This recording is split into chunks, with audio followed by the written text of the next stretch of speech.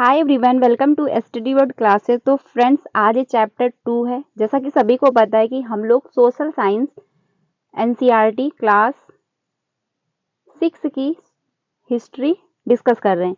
कल एक चैप्टर हम लोगों ने डिस्कस किया था, उसकी वीडियो मैंने अपलोड कर दी थी। वो अगर आपने नहीं देखी तो वो भी जाके देख सकते हैं। ये चैप्टर 2 है, यानी क्लास 2 है। हम लोग अच्छे से डिस्कस करेंगे। ऐसे ही चैप्टर वाइज पहले हिस्ट्री कंप्लीट करेंगे, उसके बाद ज्योग्राफी, फिर पॉलिटी, फिर हम लोग क्लास 7th पे चलेंगे। क्योंकि जब तक आपका सारे चैप्टर आप अच्छे से कवर नहीं करोगे, आपको समझ में नहीं आएगा। आपको ये समझ में नहीं आएगा कि एटलीस्ट क्वेश्चन कहाँ से बनते हैं। क्योंकि अब जो सीटेड है, वो कहीं कहीं ऐसा देखा है कि जो अदर्सन और रीजन के क्वेश्चन आने लगे, उसमें ये करता है कि सीधे लाइन उठा के ही चैप्टर से दे देता है। फिर वहाँ पे दिक्कत आती है, क्योंकि हमने तो चैप्टर पढ़े ही नहीं होते, हमने तो बुकें पढ़ी नहीं है, तो वहाँ पे समझ में नहीं आता है। तो सभी चैप्टर आपको पढ़ना पड़ेगा, तभी आपका सीटेड क्लियर होगा। क्योंकि सीटेड सिर्फ एनसीईआरटी ही फॉलो करता है, और 6, 7, 8 की अगर आपने एनसीईआरटी अच्छे से पढ़ लिए तो आप प्रेस के क्वेश्चन भी अच्छे से गेन कर लोगे, आप अच्छे से कर ले जाओगे, आपका स्कोर भी अच्छा हो जाएगा। क्योंकि यही जो स्कोर है पेपर 2 के लिए काफ़ी स्कोरिंग सब्जेक्ट रहती है, पूरे 60 नंबर की होती है। जब तक आप ये कंप्लीट नहीं करोगे, पेपर 2 आपका क्लियर नहीं होगा। फिर आपका 1 नंबर से, 2 नंबर से या 5 नंबर से रह जाएगा। तो स्टार्ट करते हैं फ्रेंड्स। ये क्लास 2 है, चैप्टर नंबर 2 है, हिस्ट्री का, क्लास 6 की एनसीईआरटी है। ठीक है, तो स्टार्ट करते हैं। चैप्टर का नाम है अखेट खाद्य संग्रहालय से भोजन उत्पादक तक। जो उत्पादन हुआ था वहां तक का इसमें जो है दिया गया है। स्टार्ट करते हैं। आरंभिक मानव आखिर वे इधर उधर क्यों घूमते थे, मतलब क्या रीजन रहा पुराने टाइम में जो लोग थे इधर उधर क्यों घूमते रहते थे, हम लोग की तरह स्थायी रूप से क्यों नहीं रहते थे, इसका क्या रीजन है, इसी बारे में यहाँ में इस चैप्टर में दिया गया है हमको। हम उन लोगों के बारे में जानते हैं जो इस उपमहाद्वीप में 20 लाख साल पहले रहा करते थे, यानी 20 साल लाख पहले की ये बात है। आज हम उन्हें आखेटक खाद्य संग्रहालय के नाम से जानते हैं। भोजन का इंतजाम करने की विधि के आधार पर उन्हें इस नाम से पुकारा जाता है। आमतौर पर खाने के लिए वे जंगली जानवरों का शिकार करते थे, क्योंकि आज की डेट में पहले आज जैसे भोजन आपको मिल जाता है, सभी अनाज उपलब्ध हैं, वैसे पहले नहीं हुआ करते थे। तो उनको जीने के लिए भाई खाना तो पड़ेगा ही। तो खाने के लिए वो शिकारों जानवरों का शिकार करके उनको भूज के खाते थे। मछलियां और चिड़ियां पकड़ते थे। फल फूल दाने पौधे पत्तियां अंडे इकट्ठा किया करते थे। इन्हीं से वो पेट अपना भरा करते थे। अखेटक खाद्य संहारक समुदाय के लोग एक जगह से दूसरी जगह पर घूमते रहते थे। ऐसा करने के कई कारण थे, क्योंकि उन्हें भोजन की भी तलाश करनी थी, उनको फसल भी देखनी, उनको हर चीज की खोजना था, इसीलिए वो एक जगह से दूसरी जगह प्रस्थान किया करते थे। उसके रीजन कई दिए गए हैं। पहला रीजन ये है, पहला कारण यह है कि अगर वे एक ही जगह पर ज्यादा दिनों तक रहते तो आसपास के पौधे फलों और जानवरों को खाकर समाप्त कर देते। यानी मान लीजिए अगर आप एक टाइम पे एक ही जगह पे काफी समय से रह रहे हो, तो ये तो है नहीं कि जानवर बढ़ेंगे। भाई कब तक जानवर बढ़ेंगे और कब तक पेड़ पौधे बढ़ेंगे, कब तक आप खाते रहोगे। तो एक जगह जब भी खा लेते थे तो आगे प्रस्थान कर जाते थे। इसलिए वो भोजन की तलाश में इन्हें दूसरी जगह पर जाना पड़ता था। यही एक मेन रीजन ये है, ये आप लोग ध्यान रखिएगा, क्योंकि कभी कभी ये अदर्शन और रीजन में पूछ सकता है कि जो खेटक के संग्रहालय थे लोग, वो एक जगह से दूसरी जगह क्यों प्रस्थान करते। तो उनका पहला रीजन यही है कि वो भोजन की तलाश में फलों पौधों जानवरों की खा करके समाप्त कर देते थे। इसी की तलाश में वो आगे प्रस्थान कर जाते थे।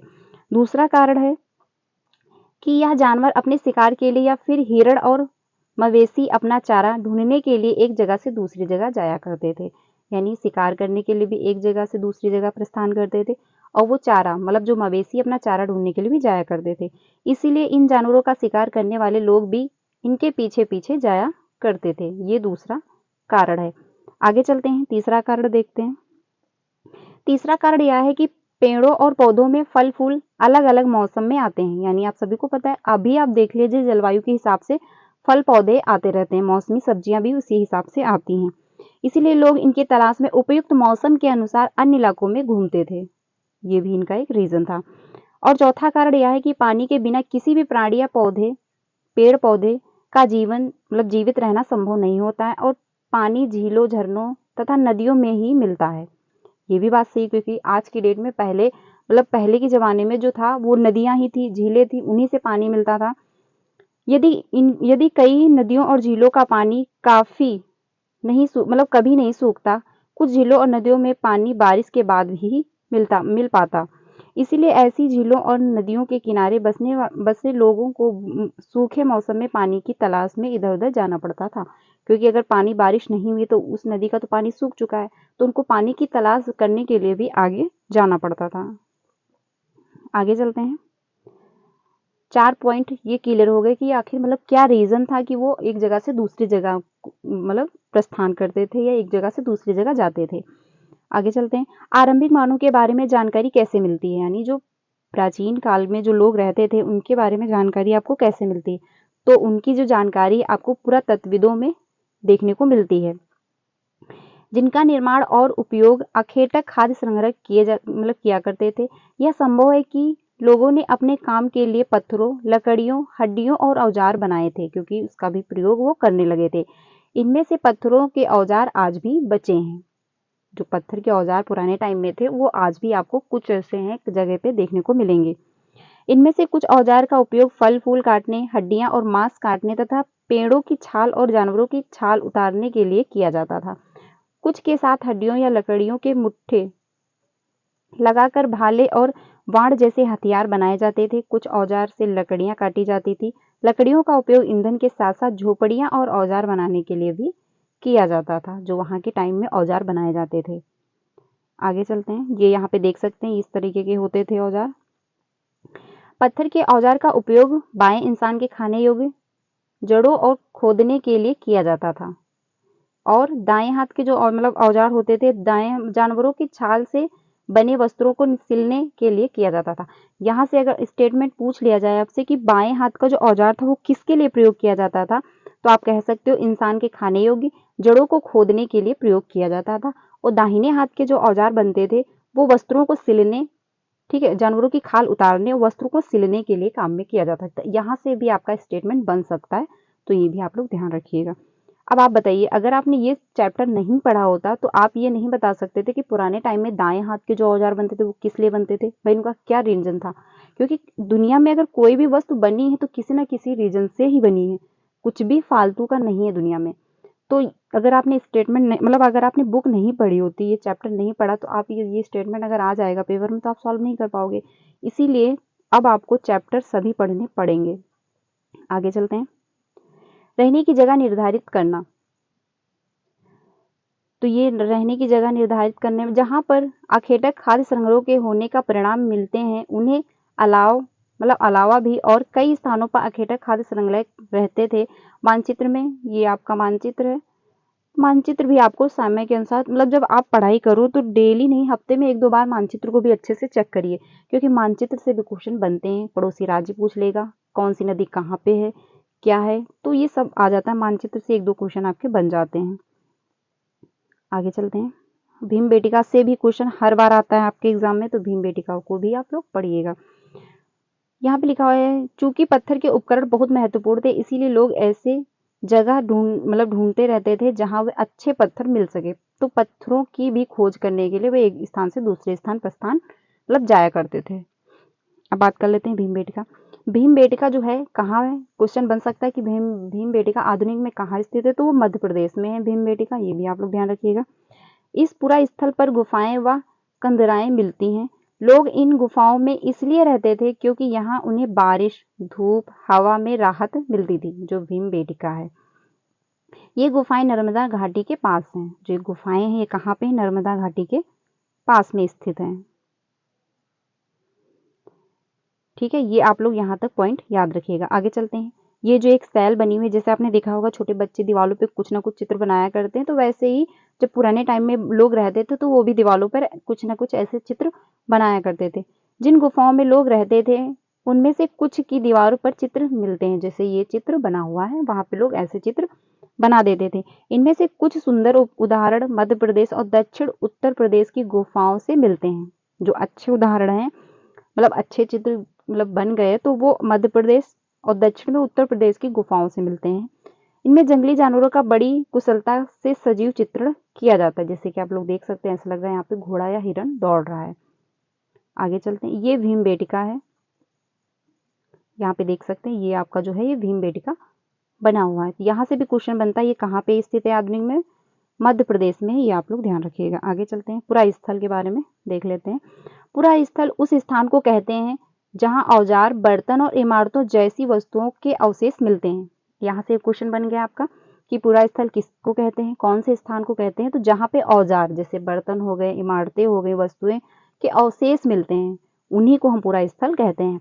ऐसी वस्तुओं का निर्माण लोगों ने अपने काम के लिए किया था और बाद में वे उन्हें वहीं छोड़कर चले गए, मतलब छोड़ गए। ये जमीन के ऊपर, अंदर, कभी कभी समुद्र और नदी के तल में भी पाए जाते हैं, क्योंकि बहुत टाइम तक वहीं रहे लोग, फिर आगे प्रस्थान कर गए तो वो वस्तुएं वहीं पे छोड़ दी। इन पुरा स्थलों के बारे में आपको अगले अध्याय में बताया जाएगा, यानी कि मान लीजिए चैप्टर ये 6 के एनसीईआरटी का 2 है, तो सारी जानकारी नहीं मिलेगी, बट हाँ थोड़ा थोड़ा स्टार्टिंग यहाँ से हो जाती है। तो पुरा स्थल, ये क्वेश्चन कंप्लीट हुआ कि किसको कहते हैं, जहाँ पे पुराने टाइम में अवशेष मिलते थे, जैसे बर्तन हो गए, इमारतें हो गई, तो इनके जो अवशेष मिलते थे उसी स्थान को पुरा स्थल कहते थे। आगे चलते हैं, आग की खोज के बारे में भी देख लेते हैं। आग की जो खोज हुई है, आग की खोज, इसका मतलब यह है कि आरंभिक लोग आग जलाना सीख गए थे। इस जब ये आया स्टेज, मतलब ये समय जब आया, तो वहाँ पे लोग आग भी जलाना सीख चुके थे। आग का इस्तेमाल कई कार्यों के लिए किया गया होगा, जैसे कि प्रकाश के लिए, मांस भूनने के लिए और खतरनाक जानवरों को दूर भगाने के लिए भी। तो आग की खोज भी हो चुकी थी। आगे चलते हैं, नाम और तिथि के बारे में देख लेते हैं। हम जिस काल के बारे में पढ़ रहे हैं, पुरातत्वविदों ने उनके बड़े बड़े नाम रखे हैं। आरंभिक काल को वे पूरा पाषाण काल कहते हैं। जो आरंभिक काल चल रहा है उसको वो पूरा पाषाण काल कहते थे, पूरा पाषाण काल के नाम से जाना जाता था। यह दो शब्दों, पूरा यानी प्राचीन और पाषाण यानी पत्थर से बना है। कितने शब्दों से बना? 2 शब्दों से बना, ये आप लोग ध्यान रखिएगा। यह नाम पुरा स्थलों से प्राप्त पत्थरों के औजारों के महत्व को बताता है। पुरा पाषाण काल 20 लाख साल पहले से 12,000 साल पहले के दौरान माना जाता है, जो ये पुरा पाषाण काल है। इस काल को भी 3 भागों में विभाजित किया गया है। आपका फर्स्ट हो गया आरंभिक, मध्य और उत्तर पुरा पाषाण काल है, तो ये 3 भागों में डिवाइड किया गया। यह बात आपको पता चल गई, आरंभिक और मध्य और उत्तर। इतिहास मानव इतिहास की लगभग 90% कहानी इसी काल के दौरान घटित हुई हैं। 90% जो कहानियां हैं इसी काल के दौरान घटित हुई हैं। जिस काल में हमें पर्यावरणीय बदलाव मिलते हैं उसे मेसोलिथ या मध्य पाषाण युग कहते हैं। इस समय लगभग 12,000 साल पहले से लेकर के 10,000 साल पहले तक माना गया है। इस काल के पाषाण औजार आमतौर पर बहुत छोटे होते थे। इन्हें माइक्रोलिथी यानी लघु पाषाण काल कहा जाता था। जो औजार छोटे होते थे इसीलिए इनको लघु पाषाण काल भी कहा जाता था। प्रायः इन औजारों में हड्डियों तथा लकड़ियों के मुट्ठे लगे हंसिया और आरी जैसे औजार मिलते हैं। साथ साथ पूरा पाषाण युग वाले औजार भी इसी दौरान बनाए जाते रहे हैं। तो इसी दौरान जो है आपको काफ़ी छोटे औजार, जिसको लघु पाषाण काल कहते हैं, जैसे आपका हंसिया हो गया, आरी हो गया, इसी के दौरान इसी काल में बनाए गए थे। आगे युग की शुरुआत लगभग 10,000 साल पहले से होती है। इसे नव पाषाण युग कहा जाता है। नव पाषाण काल का मतलब होता होगा, हमने कुछ स्थानों के नाम दिए हैं। अगले अध्याय ये आपका नहीं है, ये छोड़ देना। मेन हम लोग डिस्कस करेंगे जो जहाँ से क्वेश्चन बनते हैं। आगे चलते हैं, बदलती जलवायु। समय के साथ जलवायु में परिवर्तन आया। पुराने टाइम में मतलब बारिश ज़्यादा होती थी, गर्मियाँ कम होती थी, क्योंकि प्रदूषण इतना नहीं था, नेचुरल थी। अब इतना पोल्यूशन है, इतना प्रदूषण है, इसी की वजह से देखिए अब आज की डेट में गर्मी भी काफ़ी होती है, बारिश भी कम हो रही है। तो जलवायु में भी काफ़ी ज़्यादा परिवर्तन आया है। लगभग 12,000 साल पहले दुनिया की जलवायु में बड़े बदलाव आए और गर्मी बढ़ने लगी। इसके परिणाम स्वरूप कई क्षेत्रों में घास वाले मैदान बनने लगे। इसे हिरण, बारहसिंगा, भेड़, बकरी और गाय जैसे उन जानवरों की संख्या बढ़ी जिससे घास खाकर जिंदा रह सके। जो लोग इन जानवरों का शिकार करते थे वे भी इसके पीछे आए और इन्हें खाने पीने की आदतों और प्रजनन के समय की जानकारी हासिल करने लगे। हो सकता है कि तब लोग इन जानवरों को पकड़कर अपनी ज़रूरत के अनुसार पालने की बात सोचने लगे हों। साथ ही इस काल में मछली भी भोजन का महत्वपूर्ण स्रोत बन गई, क्योंकि जब आप कुछ भी खाने को नहीं होगा तो आप कुछ तो खाओगे, तो उसी टाइम में जब हिरण और ये सब शिकार करना कम होने, मतलब इनकी जो थी ये कम मिलने लगे, तो लोग मछली को भी अपना भोजन बनाने लगे। आगे चलते हैं। अगला है टॉपिक, खेती और पशुपालन की शुरुआत कब से हुई, इस बारे में देख लेते हैं।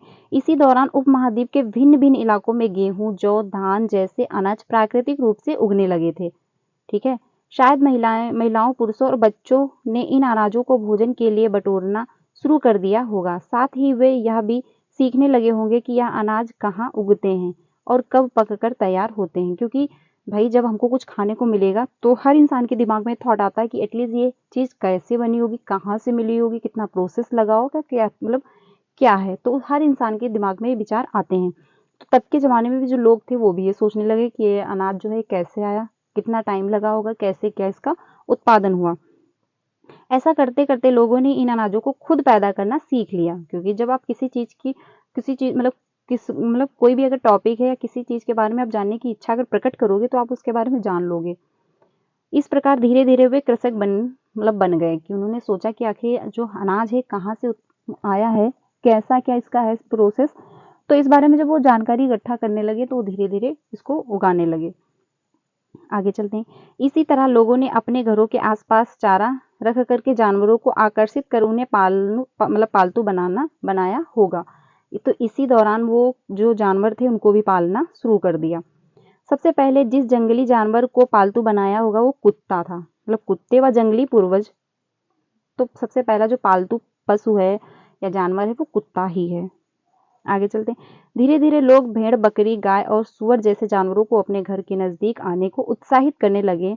ऐसे जानवर झुंड में रहते थे और ज्यादातर घास खाते थे। अक्सर लोग अन्य जंगली जानवरों के आक्रमण में इनकी सुरक्षा किया करते थे और इस तरह धीरे धीरे वे पशुपालक बन गए।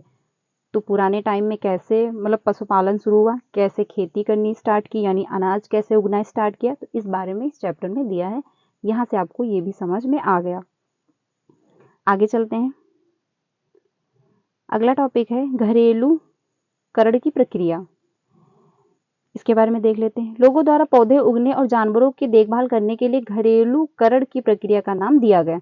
अगर क्वेश्चन आपसे पूछ लिया जाए घरेलू करण की प्रक्रिया क्या है, किसको कहते हैं, तो जो लोगों के द्वारा पौधे उगने और जानवरों की देखभाल करने का जो प्रोसेस है, जो प्रक्रिया शुरू की गई, उसी को कहते हैं घरेलू उपकरण की प्रक्रिया।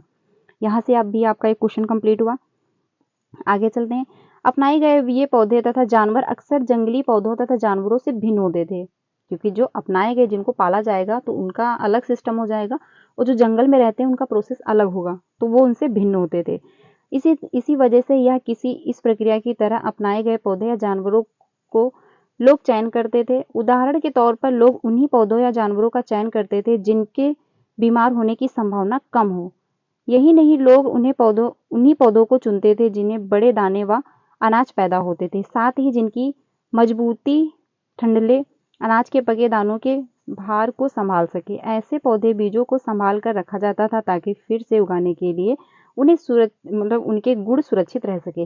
तो जो आज की डेट में भी हम लोग करते हैं, जैसे कि आपने देखा होगा जब अनाज तैयार होता है, खेत से आता है, तो अच्छी अच्छी जो बीजें होती हैं उनको हम रख लेते हैं कि अगले टाइम में इसको फिर से बोया जाएगा। तो यही काम पुराने टाइम में भी लोग करते थे। ठीक है, आगे चलते हैं। उन्हीं जानवरों को आगे प्रजनन के लिए चुना जाता था जो आमतौर पर अहिंसक होते थे। इसीलिए हम देखते हैं कि पाले गए जानवर तथा कृषि के लिए अपनाए गए पौधे, जंगली जानवरों तथा पौधे धीरे धीरे भिन्न भिन्न होते गए। मिसाल के तौर पर जंगली जानवर की तुलना में पालतू जानवरों के दांत और सींग छोटे होते गए, छोटे हैं। आगे चलते हैं। इन दांतों को देखें तो यहाँ पे बात की गई है, दांतों को देखें, इनके जंगली सूअर हैं और कौन सा पालतू सूअर का, तो इसमें देख लेते हैं हम लोग। यह प्रक्रिया पूरी दुनिया में धीरे धीरे चलती रही है, करीब 12,000 साल पहले शुरू हुई। वास्तव में आज हम जो भोजन करते हैं वो इसी प्रक्रिया की वजह से, क्योंकि प्रोसेस तो ये लंबा है, काफी टाइम से यही चलता आ रहा है, लेकिन समय के साथ चेंजमेंट आ गया। कृषि के लिए अपनाई गई सबसे प्राचीन फसलों में से गेहूं, जौ ही आते, क्योंकि पुराने समय में सबसे पहले जो फसल उगाई गई थी वो गेहूं और जौ ही रही है, ये आप लोग ध्यान रखिएगा। आगे चलते हैं। उसी तरह सबसे पहले पालतू जो बनाए गए थे वो जानवरों में कुत्ता और भेड़, बकरी आदि आते हैं। तो ये यहाँ से भी अगर पूछ लिया जाए पुराने टाइम में कौन से जानवर पालतू थे, तो कुत्ता था, भेड़ और बकरी था। पुराने टाइम में फसल कौन सी उगाई जाती? गेहूं और जौ। शुरुआत यहीं से की गई। आगे चलते हैं। एक नवीन जीवन शैली।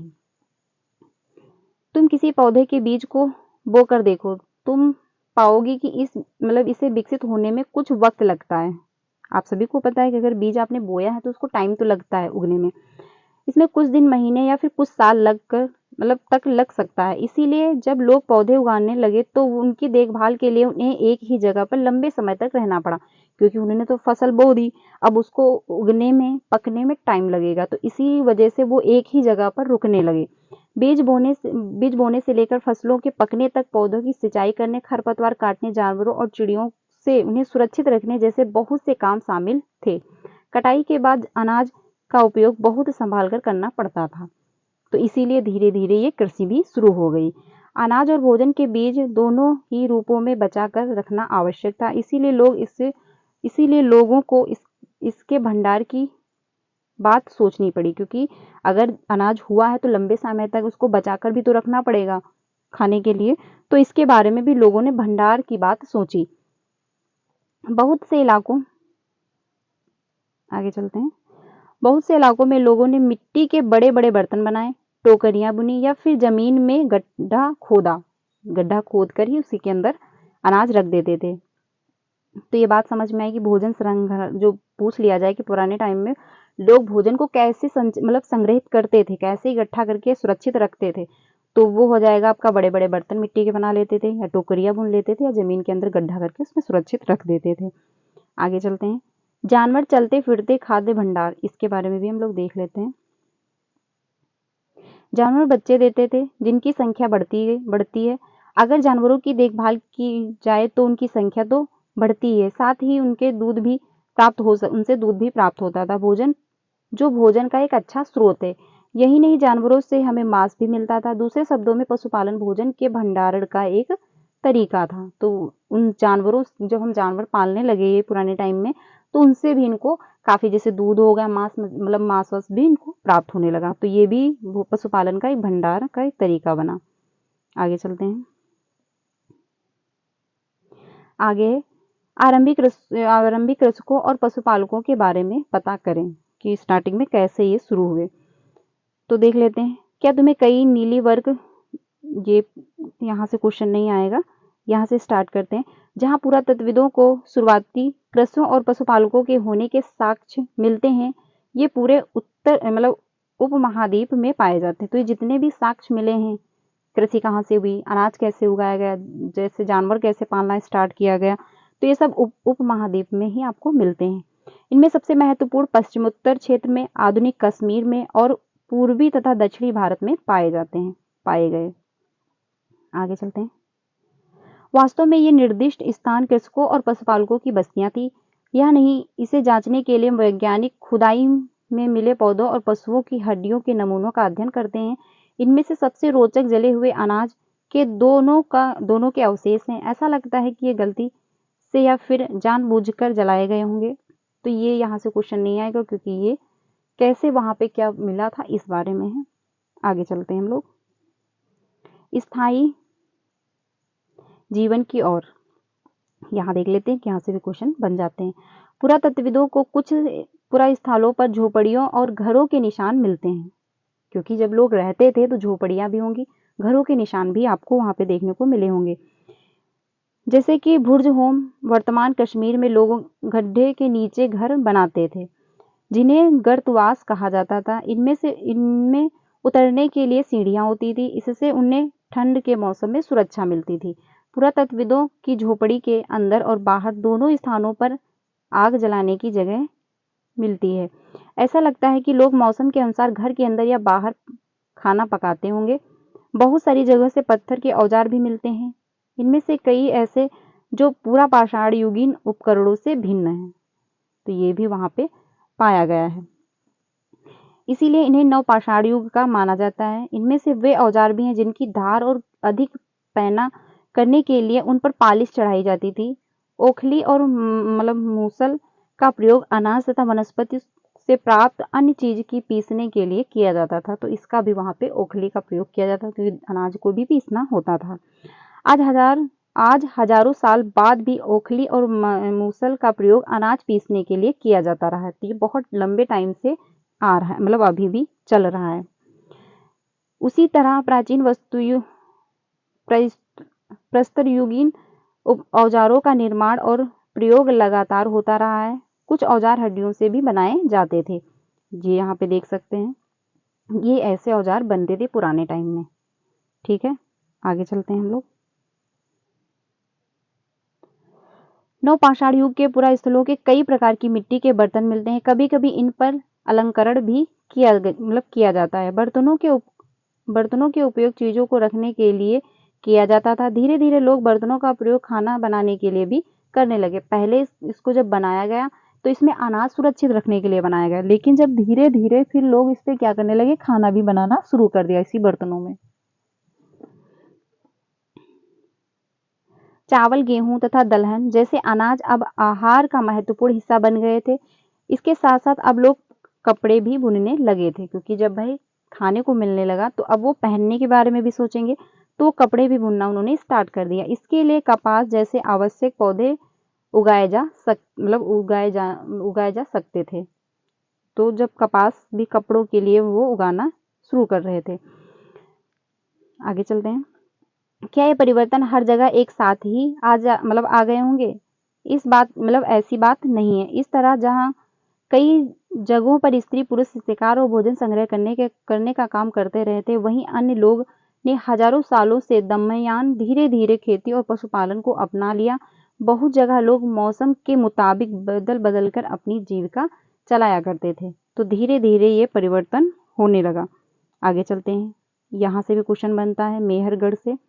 तो मेहरगढ़ में जो जीवन होता था, वहाँ पे जब लोग मर जाते थे तो वहाँ पे उनके साथ में रख दिया जाता था कुछ खाने के लिए, क्योंकि वो ये सोचते थे कि जब ये मर गए हैं तो इनको भी कुछ खाने के लिए वहाँ पे नहीं मिलेगा, तो ये खाते रहेंगे।